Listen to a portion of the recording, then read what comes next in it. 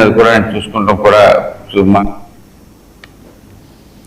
Lord's వేదికగా జరిగిన ఆఖరి వన్డేలో టీమిండియా పోరాడి ఓడింది. భారీ లక్ష్య ఛేదనలో రోహిత్ శర్మ, కెప్టెన్ శుభ్మన్ గిల్, విరాట్ కోహ్లీ అద్భుతంగా రాణించినా విజయం దక్కలేదు. 388 పరుగుల కొండంత లక్ష్యంతో బరిలోకి దిగిన భారత్ 50 ఓవర్లో 7 వికెట్ల నష్టానికి 360 పరుగులు మాత్రమే చేసి 27 పరుగుల తేడాతో ఓటమి పాలైంది. దీంతో 3 మ్యాచ్ల సిరీస్ ను ఇంగ్లాండ్ 2-1 తేడాతో సొంతం చేసుకుంది. భారీ లక్ష్య ఛేదనలో టీమిండియాకు ఓపెనర్లు రోహిత్ శర్మ, శుభ్మన్ గిల్ అద్భుతమైన శుభారంభం ఇచ్చారు. ముఖ్యంగా రోహిత్ 110 బంతుల్లో 138 పరుగులతో ఆకాశమే హద్దుగా చెలరేగి అద్భుత శతకంతో అలరించాడు.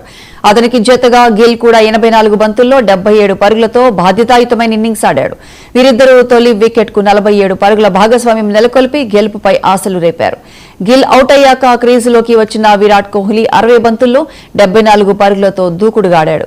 రోహిత్ తో కలిసి రెండో వికెట్ కు 113 పరుగులు జోడించి స్కోర్ బోర్డును నడిపించాడు.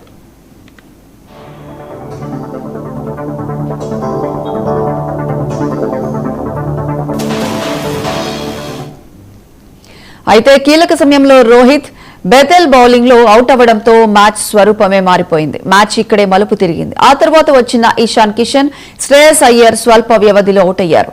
ఈ దశలో ఇంగ్లాండ్ ఆల్రౌండర్ శామ్ కరన్ విజృంభించాడు. కీలకమైన కోహ్లీ వికెట్ తో పాటు ఇషాన్, శ్రేయస్, అక్షర్ పటేళ్లను అవుట్ చేసి భారత్ ను కోలుకోలేని దెబ్బతీశాడు.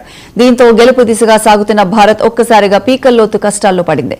కేఎల్ రాహుల్ కూడా నిరాశపరిచాడు. చివర్లో గుర్నూర్ బ్రార్, హర్షదీప్ సింగ్ వేగంగా ఆడే ప్రయత్నం చేసినా అప్పటికే జరగాల్సిన నష్టం జరిగిపోయింది. ఇంగ్లాండ్ బౌలర్లలో శామ్ కరన్ 4 వికెట్లు పడగొట్టాడు. అంతకుముందు టాస్ గెలిచి బ్యాటింగ్ ఎంచుకున్న ఇంగ్లాండ్ నిర్ణీత 50 ఓవర్లో 3 వికెట్ల నష్టానికి 387 పరుగుల భారీ స్కోర్ సాధించింది. ఓపెనర్ బెన్ డకెట్ 141 పరుగులతో కదం తొక్కగా మరో ఓపెనర్ జాకబ్ బెతెల్ 91 పరుగులు చేసి త్రుటిలో సెంచరీ చేజార్చుకున్నాడు. వీరిద్దరూ తొలి వికెట్ కు 192 పరుగుల భారీ భాగస్వామ్యం అందించారు. చివర్లో జో రూట్ 74 పరుగులతో అజేయంగా నిలవగా జోస్ బట్లర్ కేవలం 13 బంతుల్లో 41 పరుగులతో ఆకాశమే హద్దుగా చెలరేగి జట్టు స్కోరును 380 పరుగులు దాటించాడు.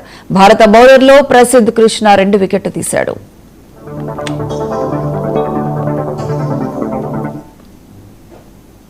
రాజీవ్